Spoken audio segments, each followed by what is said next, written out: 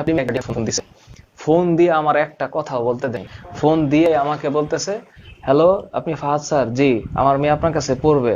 আচ্ছা ঠিক আছে, আমি কথা বলার চান্স পাইতেছি না। বলতেছে আপনি সপ্তাহে 3 দিন আমার বাসায় এসে পড়াইতে পারবেন? হ্যাঁ পারবো।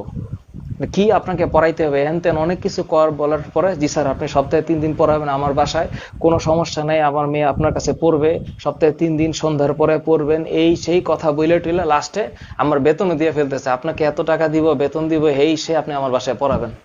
আচ্ছা ঠিক আছে বললাম, বুঝলাম। বল আপনি কোথায় থাকেন? বলে আমি পঞ্চগড় থাকি। বললাম জি আমি ঢাকা থাকি, thank you so very much. তো বিষয়টা হচ্ছে এরকম। তো এখন এখন সে তো আমারে বলে নাই সে যে পড়ানোর সময় আমাকে বাসায় একটা হেলিকপ্টার পাঠাবে, প্রতিদিন বিকেল বেলা হেলিকপ্টার করে আমি পঞ্চগড় যাব, পড়ায় আসবো, আবার হেলিকপ্টারে ঢাকায় চলে আসবো।